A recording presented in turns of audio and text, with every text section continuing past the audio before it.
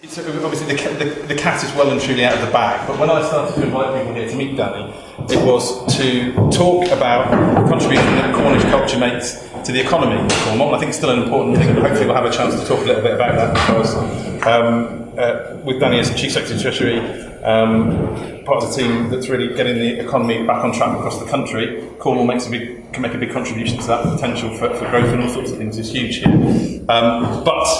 As you know, he was making the announcement today that after a lot of campaigning by many people in this room, we've finally achieved what should have been done a long time ago, which is to get the Cornish covered by the prevention. I remember being sat with John and the late Jim Pangeli, trying to persuade the sort of rapporteurs who come over from the Council of Europe to investigate the then government's reports on their fulfilment of the obligations, that they were not meeting up to those obligations in respect to the Cornish. We carried on doing that. I had meetings with others, with various local government ministers over the last 39 years, with varying degrees of sympathy, but not a lot of progress. But over the last few years, we've been making the case, I think, in a very, very professional and very strong way. We've had the support of Cornwall Council, several members of the authority here who've done, in fact, I think it's probably the old county council when the first document that he worked on was put together. Or was that Cornwall Council at that stage? Anyway, I forget. But we had support from across the political spectrum, which was quite significant, I think, to say that this ought to happen. And we made that case in a very cogent way. But having said that, with the government having, and certainly all the advice they were getting, and being that having put it into practice on a sort of rather legalistic basis, that there had to be a court case in order for something to happen, we kept coming up against that barrier. So I'm very grateful to Don Foster, who was a local government minister, and his successor Stephen Williams, and particularly to Dan as well, who I've raised this with on many occasions, given his role at the heart of coalition government in the Quad, that this is something that will not change the world overnight, but that will mean an awful lot to a lot of people, because it's about being able to say to someone, I'm Cornish, and not have to explain what you mean by that. Yes. Which actually you don't if you're Welsh, or you're Scottish, or you're English, understandably quite rightly, and it's about the Cornish taking our seat at the table with the other peoples of the United Kingdom. So it's not about some kind of narrow legalistic thing that we want to jump on. It's about sort of dignity and respect, really, I think, for Cornish people that I'm absolutely delighted that the coalition government has recognised in the way that's been announced today. I hope that we can still have a discussion about this topic and several others, given the wide range of experience and enthusiasm and commitment there is in the room to all things Cornish and taking everything forward, whether that be language, culture, the economy of Cornwall. But I'm delighted that Danny's been able to come. I'm also delighted that he's come to Bodmin to do it as well, because it's quite important for me as MP for North Cornwall that we do some of these important things up in North Cornwall as well, that it's not always in Truro and further west. I picked this building because it's quite a nice room to have the meeting in, but it's also my granddad used to work in here as well, so it's quite nice. I mean, when this was the court before it moved down to Truro, so there's a lot of memories associated with this building for me. But I think it's a really good symbol that we're very strong on the heritage aspect of all of this, and that's what leads into it. But it's always about the here and now and about the future as well, about where we go with it, and the fact that the Cornish are not just a people that disappeared from history, but they're here now, and people have that identity. I want to be able to make that clear and be very positive and engage with everyone else about it as well. So it's a really happy day. So Danny, can I hand over to you and thank you very much for all you've done to support us. And thanks, Dan. I won't give a long speech and also everyone, but I'm absolutely delighted to be here today. Dan, thank you for inviting me here. And I do want to say a few words about the economy, but I'm also very pleased to be here, not least as someone from the Highlands of Scotland who's also part of a Celtic community and who learned the Gaelic language at school, albeit that I can't say I remembered most of it, to be the person who's here to say that we have now recognised under the European Rules for Protection of National Minorities, Cornwall, Cornish culture, identity, language, and I know it's something that people in this room have campaigned for a very long time. If I think of the number of times Dan has mentioned this to me, it would be nice not to have him nagging me anymore on this subject, though I'm sure he'll find something else. Right, a little list. We've got a long list. But it is important, and I think it's actually, I mean, you, in a sense, you folks in Cornwall don't need to be told about how important your cultural language and identity is. You know about it. Actually, it's about the rest of the United Kingdom saying that this is something that's important for the whole of the United Kingdom. Just like the Gaelic culture in Scotland is, just like in Wales. The Irish identity. We have, within these islands, we're one United Kingdom, we're one country, but we have a range of distinctive and historic cultures and identities that are all important to us. Let me say this, therefore, in Gaelic. I don't know if there's any Gaelic speakers in the room. No. Good. In that case, we don't want to correct my pronunciation. But I'd say,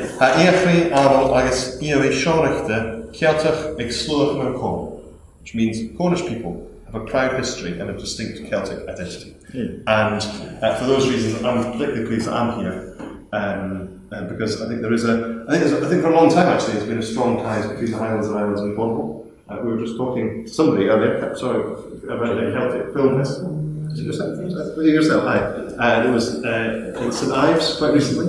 The links between broadcasters and others involved in Celtic language and culture. Nick Clegg was obviously in Cornwall a few weeks ago talking about the recognition of the language and providing some funding for the organisation that promotes the Cornish language. So, but I actually think there's an economic dimension to this too, because I'm interested to hear more about this from you. Because I spent quite a lot of time today mainly talking about economic issues. I was at the airport at Newquay, and obviously I've created a regional air connectivity fund which will fund a PSO that should get underway in terms of the formal processes in the next few days to keep the air links between the airport and London. There's also some additional funding now we've set aside to help airlines develop new routes from regional airports. So I hope that might mean that there's more and better connections over the next few years from Newquay Airport, people air links to Cornwall. Probably the equal or possibly even slightly greater, I'm not sure I should put a hierarchy between the topics that you've raised, Dan, in terms of the A30. And so, we've also, as a government, provided funding to get that last stretch sorted out. And obviously, in an area like this, like my own area in the Highlands and Islands, transport infrastructure is crucially important.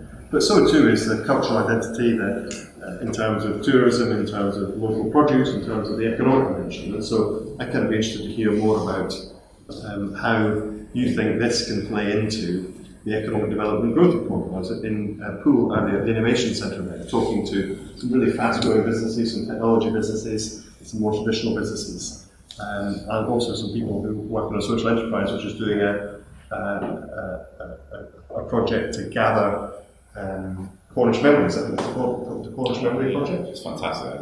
Brilliant. They talked about it. It sounded amazing. Yeah. I haven't seen any of it myself, but it sounded absolutely brilliant. And just gathering together the kind of richness of content and of oral history and so on, to make sure that that's all available for people in Cornwall and around the world to access in digital form. So anyway, I'm just very pleased that we've been able finally, long overdue, I know, to recognise this campaign and to make the step, which I hope means that Cornwall and Cornish identity is treated on the same footing as the other historic identities that we have within these islands. So,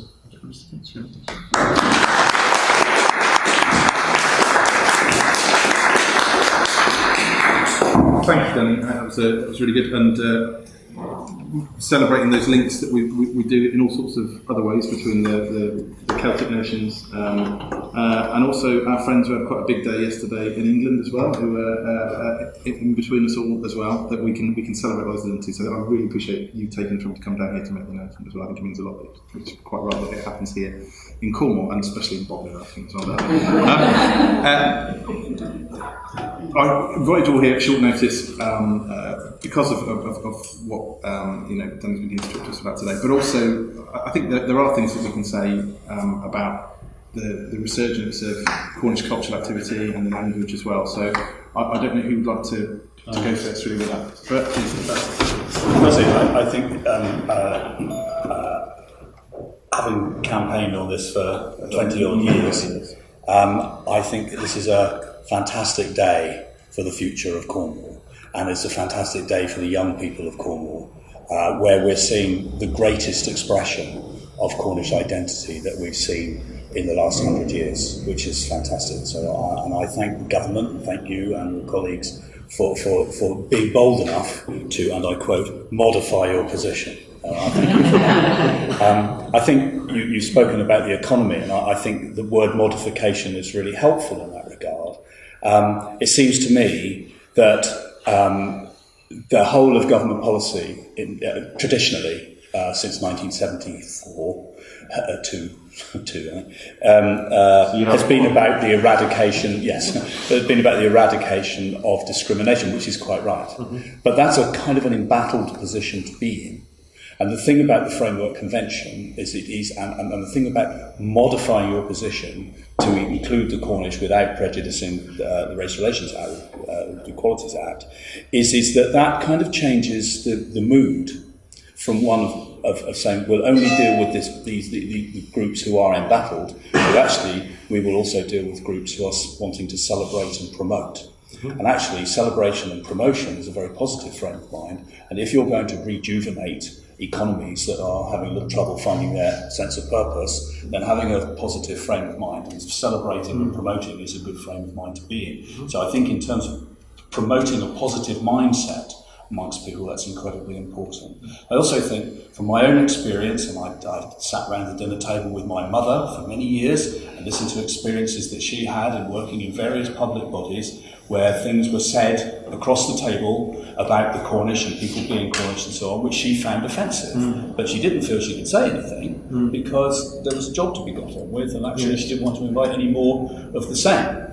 And so she didn't say anything. And that actually has left many generations of Cornish people on what you might call the back foot. And I think that what this announcement does is it offers the opportunity for Cornish people to get off the back foot and to be able to participate wholly and fully in the workplace, in the cultural life of the place, in terms of standing up and saying, this is an idea, what do you think of it, and feeling that they're not going to be inviting that sort of disdain and ridicule as a result. And I think it is a subtle freedom that we've achieved today, and I thank you very, very much for it. I think also that in terms of inspiring young people, one of the things that we've achieved with European structural funds is, in a very small way, the biggest statistic we've got is the smallest one. And that is that we've managed to turn around the youth drain. That actually there are more young people now staying in Cornwall than are going. It's not a very large number, but it's significant because we've turned it around. And two things have achieved that. Firstly, building a university has been a major, and building a university, which is not only a university, but a high-performing university, has been a really, really significant achievement. And on the back of that, putting in broadband, which means that young people are able to communicate using the platforms that they want to use, is really important. But also offering a sense of place, offering a sense of identity, offering a sense of a creative environment which they feel is their own, in which they can explore and develop as they go, as they grow, means that Cornwall has become a very attractive place for young people to be in and to thrive in. And I think that this announcement, this new freedom, can only strengthen that for the future. So I thank you very much, and I think that there are great fruits to be born economically, culturally, and socially. We shouldn't forget also, because one of the things that we did some years ago was we got a modicum of recognition, not a tick box, on the census. And again, we don't want to go into it very heavily. We are, in fact, the Cornish are 06. I don't know what the Scots are, but the Cornish are 06. I'd be pleased to know. And in doing that, I was on the council at the time. I was very greatly supported by the Social Services Director, who wrote a very short and curt note, disagreeing with the chief executive, who'd written a 9-page paper saying what was absolutely appalling that the Cornish should be on the census at all. And what he said was that he deals mainly with older people. And the older people have ways of behaving and ways of engaging and ways of thinking which are their own. They've grown up with them. And it behoves social services to understand the cultural differences between different groups of people if they're going to provide social services in an empathetic and meaningful way to them. And that term the council, as far as the census is concerned, you've got to understand who this group is. And I also think that this offers a freedom to older people in Cornwall as well, because I know from my mother's experience that many of them have lived with a sense of not quite being first, I don't want to use this word, but feeling second class, if you like. And this will be an achievement for them, because they've lived through what we've been able to change. So I thank you very much for it, and I think that you can go away knowing that in a very small way you've changed the destiny of this place. Excellent. Fantastic. Who else would like to contribute maybe from the course's perspective? It's surprising how quickly this happens, because one of the things we're doing is the conceptual idea of what Cornwall is. Not to find the point that we've been faculties in for quite a long time, that's about it. Suddenly, there's a cultural minority, therefore there's more to it. And I spent an hour on the phone this morning to the Guardian explaining about Cornish costume. Tiny bit of Cornish culture, but this is a new bit of Cornish culture which isn't out there. And the next thing I know, we should have more people to our festival, we should have more activity going on. I think that's what's going to happen now, is that we will use this as our round kernel, if you like, to say, right, this is what we are, we're something more than just a stereotype. Yes, we run with it. Good. There's going to be a big piece of the Guardian tomorrow on Cornish costume. Yes, it's right. In tomorrow's Guardian, on the back of this, there'll be an article about Cornish costume, traditional and modern, in the Guardian. You can't get better than that. That spoke to me as well, so be 2 articles. One of my fears about this is that there always is when you do this, that if it's a slow day for the media, they'll pick up on it and find the jokey angle of it and sort of on the right, which can actually be really dispiriting and feeds back into the sort of experience that Cornish people have had, which is that that it's not taken seriously. I've actually been in the discussions I've had. Radio Cornwall weren't too keen. They were worried about European elections, so they weren't too keen to talk to me today. But I've been on radio in Coventry apparently, so that was they were very concerned about this morning. And actually, the way it's been received was quite refreshing, really. And I looked at some of the media coverage in the papers, and it's been quite more thoughtful, which I think is really good. It's real progress, and I think that space for people to just be who they are, which is this will help carve out, is really, really significant. It's not about it's just being able to be who you are and not feel that you've got to explain it constantly, which is a great thing. It's a cultural thing. It's an equalities thing. It's the whole history and culture. Sorry to use that word again, of Cornwall, but it's also a very forward-looking thing as well. People tend to see culture as backward-looking, but it's not, or it doesn't have to be. It shouldn't be. It's also about what we can do to promote ourselves as being Cornish. If it's trading on the word Cornish, then so be it. Brilliant. Let's do that. Let's get the kudos. Let's look beyond bloody awful TV series. I can't believe the words. Yorkshire. It's terrible. Let's think about everything that we can, that we're proud of, and expand people's knowledge so that they think beyond just pasties, sorry Danny, and into costume. What we want to get today? You've got to have a word with him later. But all that, expanding what we're about, what people know Cornish as being, whether it's the language, whether it's the costume, whether it's other aspects of the culture. Let's take advantage of that. And whether it's talking to BBC Radio Coventry or whether it's talking in the future on our tourism or anything else, I think it's through that everything we should be trading on, because we're proud of what we are. And I think this gives us a platform.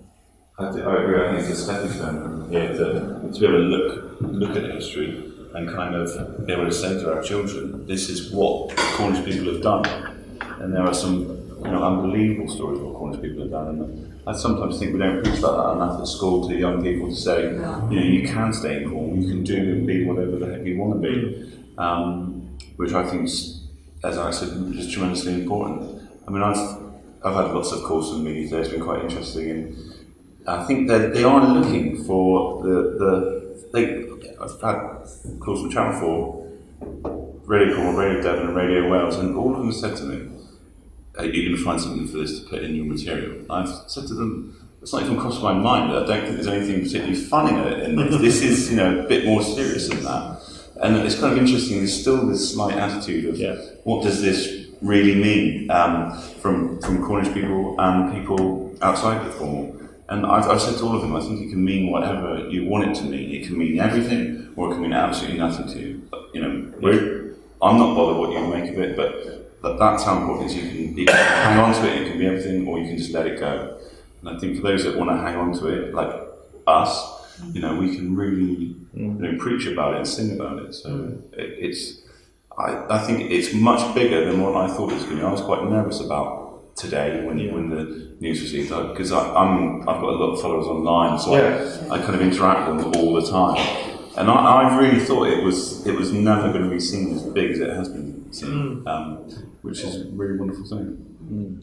Yeah, I didn't know about that background, but I was surprised. It was on the front page of the newspapers, a lot of interest all around the country, which is great, because in a sense the whole point of this is to say the whole of the UK recognise the importance and distinctiveness and contribution of Cornwall and Cornish identity and culture. I think they recognise it, but I'm not sure they quite understand it at the moment. If you read something online and you think that's great, then you read like the Daily Mail comments on the story, it's...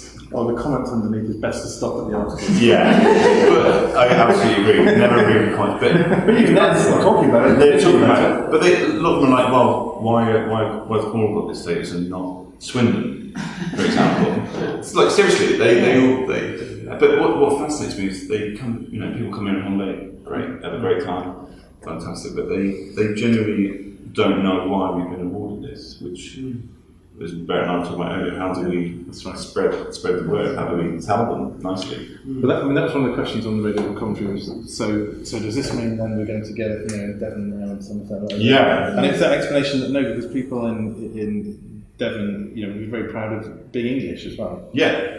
And it's just explaining that Cornish identity it's not an English regional identity, it's a different kind of, but it allows you to have that discussion and in a different place now, one where you feel you've got a little something behind you rather than that you're just up against this model thing that says it's a bit fringe and a bit strange, so I think this is really, really, really important. I've got a question for maybe Bert. It's taken a lot of hard work to get to this step by a lot of people. Yeah. But in some sense, the work starts now. It does. So where do administrators who are going to be taking decisions that affect culture and learning, where do they go and find out about this? And will there be a central point of information? Before I answer that question, I would just like to say 3 out of the 4 people who have been at the core of this campaign are in this room. 4 out of 5 actually, from me in there as well. And that's John Angarra, who fought a noble fight, and Ian Salton, who wrote the second Cornish National Biography book, and Julian German, who worked with Bernard Deacon on the first Minority Report. And I think it's fantastic that 3 out of those 4 are in this room today. I'd just like, and I'm sure everybody would join, just like to spare a thought for a moment for Jim Pengelly, who died 3 months ago, and this was a really powerful thing for him. And I'm just sorry that he just missed it. Too late, though. Not good enough. The important thing is that the council's equality. I mean, what's changed is that when Stephen Gilbert asked his question of Stephen Williams, and Stephen Williams said, "I'll be inviting the council to respond to the consultation," he changed the nature of the discussion from being a community campaign, a community-led campaign, to being the government's talking to the council. So it becomes an official issue. And that's changed the thing as far as the council is concerned.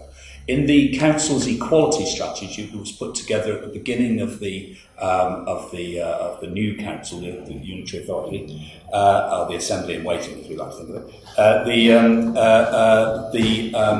the equality strategy very clearly made a statement about supporting efforts to gain recognition for the Cornish as a minority group in Britain and in Europe.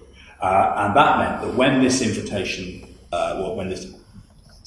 Stephen Williams made his answer in the House of Commons, that the council was able to put staff into a position of preparing to make the response, which is what we've been doing. David Reed there, who's come this afternoon, has been leading a small group of officers in the council in putting together an advice note to send to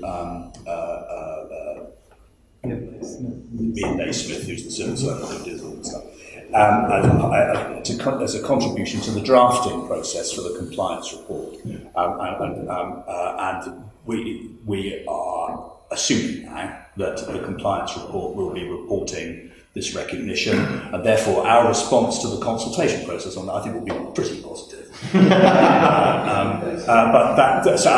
there on, the reporting mechanism will be for future compliance reports that the government will come to the council, and the council will provide it, as happens in Scotland with the Scottish Government, Wales and so on and so forth. It will be the council that deals with that. So there will be people within Cornwall Council who will be picking up, as you quite rightly say, what happens now, because this is the beginning of quite a complex process for us in order to be able to put together systems that enable us to report back on a regular basis to the government about various indicators that show that we're doing well, that things are being sustained and progress is being made. So the council's your answer. Brilliant. As long as somebody do it,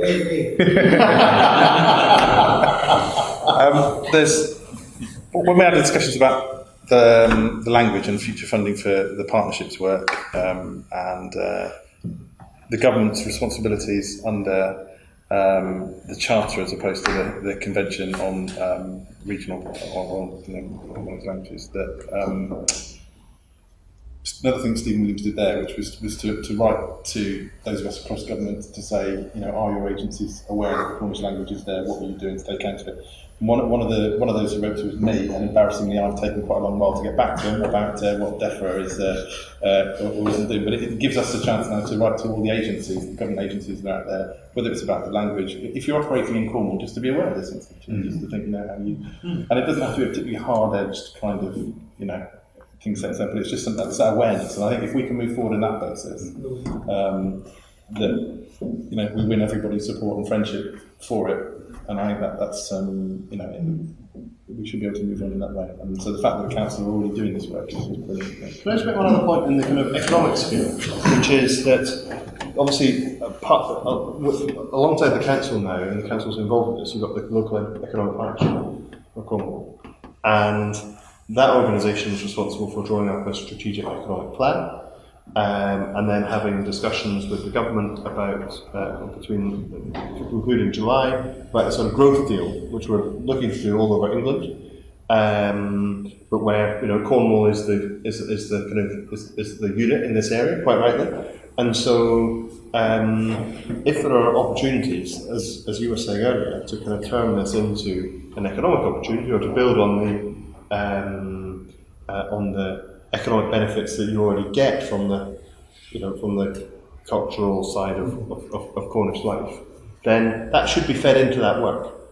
And if it can be part of the way in which you take the Cornwall economy forward, then there is an opportunity there to build it into the plan and to make it part of the discussions you're having with government about the growth deal of Cornwall. I mean, I know that if Cornwall's anything like the Highlands and Islands, I'm guessing that the main economic priorities are transport links and telecommunications infrastructure, especially. But and so I anticipate that's what you focus on. But if there are ways that this can be linked into that economic plan, there is a chance over the next few months to make that a reality. This is a very special day, primarily for Cornish people, wherever they are.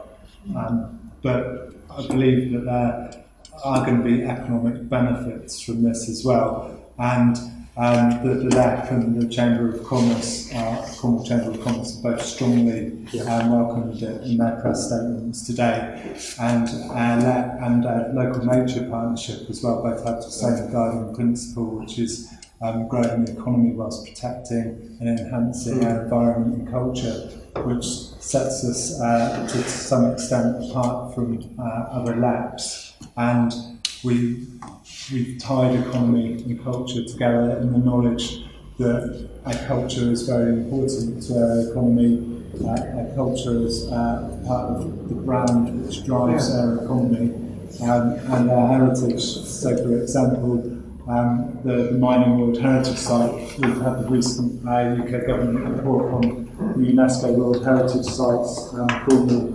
and the Cornish mining landscape World Heritage Site, drawing in the most funding, £95 million over the 7 years it's been in existence. But the Discover the Extraordinary project, a couple of £1 million worth of European money into promoting the World Heritage Site, and that's got hard economic evidence about how heritage has driven the Cornish economy, how businesses that have taken up the World Heritage mantle have grown over the last couple of years by 20%, according to the same evidence base that we've used there, where in a time when lots of businesses are in decline. So actually, that variance is wider than the 20% growth that most businesses have experienced. So understanding and living our culture and our heritage, being comfortable with our identity, can only have a positive benefit on our economy, and very much that needs to come through in the economic plans. And although this is just a little bit of a technical point, I'm going to take the opportunity of making it. Highlands and Islands, of course, have got their ITI to be able to use their European funding more locally and to have that control. For the first time, Cornwall won't have an operational programme according to government's current position, which means we won't be able to make decisions within Cornwall, and we very much welcome our own operational programme as we have had, but also the additional benefits of an ITI and intermediary body status, which would really mean that we can best utilise that money locally with the knowledge that we have, as has been granted to the Highlands and Islands, but not currently for Cornwall and the Isles of Scilly. So a little message. You're not. You're by no means the first person to make that point to me today, and my response to it was, well, I'll take that back to government, but also again. This could well, if that's a priority for really controlling those resources locally, then again, that should be part of the economic strategy that is part of the discussions that we're having at the moment. Yeah, it's about the ability to make the best use of them. Yeah. I don't think it's just a priority. We know how to do this. We've delivered 2 structural funds programmes. The objective one was done very much as an operational programme where decision making was very localised. We had the RDAs, the second programme was half the RDA, and then the government took it in. And I think that what we're doing is saying it is a priority, but it's also about continuity. If we're going to see the building on the structural building on the platforms that we've created, and we're going to see what the stage we've created danced upon, as it were, then we really do need to be able to have that local management to make it work for you. Is there anything you want to say about the language and where that's going? Obviously, we've got some funding. We're always keen to identify the sources that we can give it together. I'm also chair of the Cornish Language Partnership, but I don't want to be the only voice, so happy for others to contribute. I think what was said earlier about the media, particularly in response to this, is very true for the language too. I think we've seen quite a sea change in that, and in the way that people feel about the language and the way that we're moving forward. And from where we sit with the partnership, we see a growing awareness of that from the business community and from, as well as the cultural community.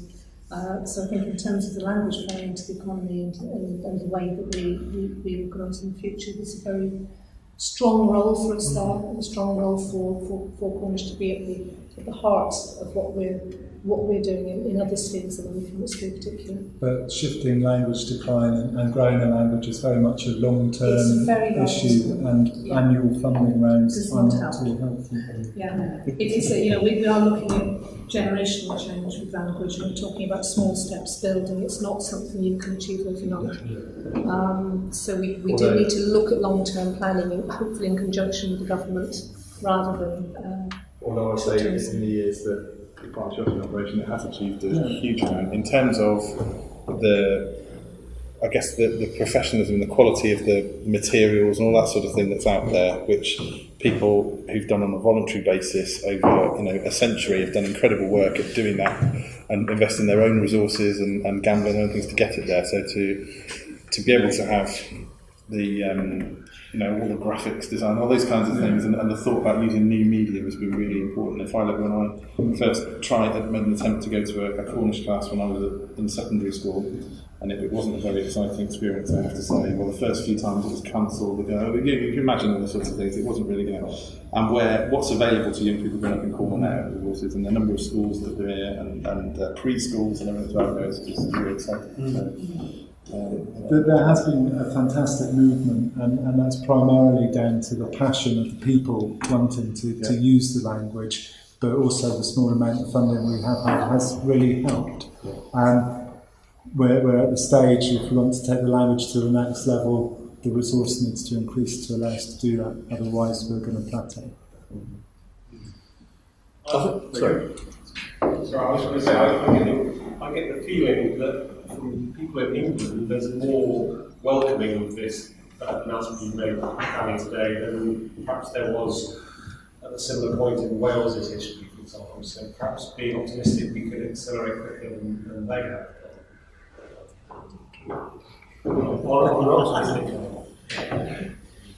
I just feel there was more opposition from English people to the same Welsh identity than there is to our identity. I think it's true. At one point, the visibility of Welsh identity had been really pushed right down, hasn't it? People would being able to define themselves in their way, and so it's really growing back from that. It's a good lesson. Our colleague here. Oh, sorry, Alice, did you want to?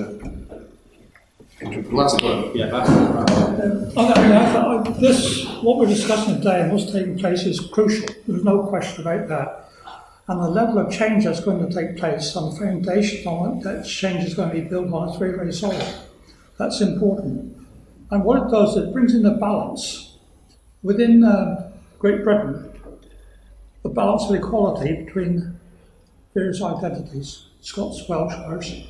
And as far as Cornwall's concerned, Cornwall's always suffered from terrific plurality, which is reflected on a lower economy, all of those sort of things. And I think now there's an opportunity for that to be counterbalanced. Because it is about equality, tolerance, all of those things which go together.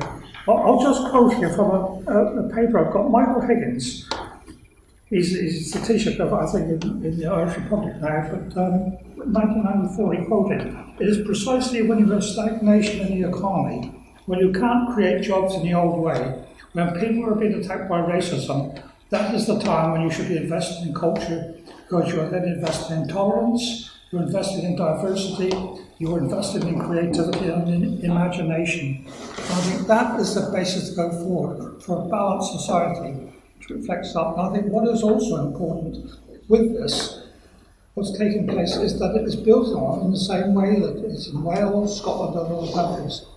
And this country then is pretty much seen as being balanced. The problem you have, if you don't recognise people in their own right, and I always use the basis of a rainbow. Rainbow colours. English red, Scots blue, so it goes on. But if you don't recognise those colours in the separality and you think they're going to bring all together, we end up with a dirty brown. And that is not the sort of thing which was going to make people thrive on or go forward on. It's a thing which reflects back. We've got a marvellous opportunity here. I think the council, Cornwall Council, got to look at this very carefully, and the people as a whole, to look forward on the way in which we go forward. future isn't about us in this room, it's about the young people that are coming up behind us. They're the key to the future. And I think we can build that with foundations. Again, I think the other thing is it confirms our position also very much in the International Celtic Congress, where Cornwall's position is also strengthened up with Wales, Isle of Man, Brittany, and those other areas.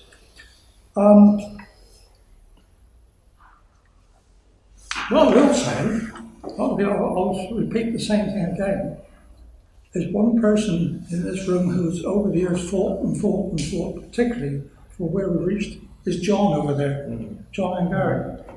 And I think recognition of his work is something which cannot be ignored in any way whatever. It's true, John.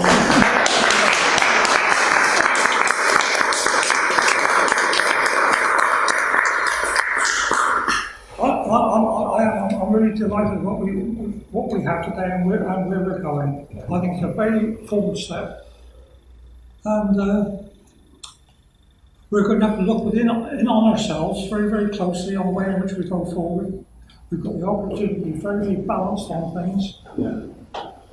And I think what's taking place with the ministers, that is really first class. There's no question about it. I don't think people realise inside that's really sunk in them yet what's actually happened and what the outcomes of that can be. Yeah, thank you. Thank you. I think it's a great way to finish. And the quote that you read out was a really inspirational one, because I think the point now is everyone around the table has said, is to take stock, see where we are, and to take the opportunities that are out there. And it's a really good frame of mind to finish. So thank you very much, all of you, for coming. Thank you. Even though it wasn't quite originally how I was planning this, but it's great that you've been able to join in this, and we'll go and celebrate for a bit now before we carry on with the work of delivering all this for Cornwall. So thank you very much indeed. Can I just, I'm really sorry, I wondered whether Bartholomew wanted to say anything. I would, just quickly. I'm the grandfather of Cornwall, and my main thing, because we are a cultural organisation, is to make sure that the children learn Cornish history in schools. That's one of the things, because at the moment they just do English history and they have no idea about their Cornishness, and I feel that's very, very important. The other thing is this, we have a lot of homes that are being built in Cornwall, and I've had a couple of campaigns going to get Cornish names, because we're finding that the developers are coming down from up the country and they're calling their developments things like Woodley Grange, which only smacks of Penelope Keith and to the Manor Born. Now that you have recognised us as a distinctive and different place, which we are, I don't know what you can do about it, but it would be nice to think that we had Cornish place names here. We have hundreds of Cornish place names. But because there's such an influx of houses, the developers will tell you they have a list of names, what are they going to call it, and they just go down to the next one and blow wherever it is. Now, I live just outside of Saltash, and there's a big Broadmoor farm, big development going in there. It's actually surrounded by Cornish place names all the way around, including a castle, Tremerton Castle, built by the Conqueror, and that is Tremerton, the home of the king. Now, if William the Conqueror can come here and allow the Cornish to call his castle in the Cornish tongue, I think something should be done about this so that our identity, our distinctiveness in our place names is not changed. It's what got me into Cornish, living here, seeing place names, tree this, pole that, how different it was. But I do think we all need to guard that very, very much. I would encourage Cornwall Council as the planning authority to consider that in when they're giving planning permission to these developments. That's what we're doing. Yeah. So because actually that's not a national government thing. Shall I say I've already, this is what I've picked up, because I'm a cultural person, I can't ask you for money, though I like lots of money.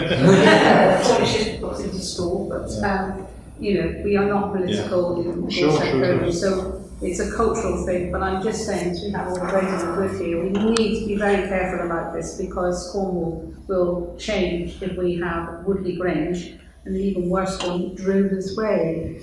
I think you're right about place names. I think you're right about place names. I mean, this is probably opening up a whole debate that we don't want to have. But there's been some controversy in the Highlands because the Highland Council has ensured that on the road signs now, in much of the Highlands, we've got the name of the settlement in English and the name of the settlement together. Yeah. And in some parts of the Highlands, Regalit was never that strongly spoken. There's a bit of opposition to it, but actually, in much of the Highlands, it's very warmly welcomed. People can then see, Inverness and where does it come from? Yes.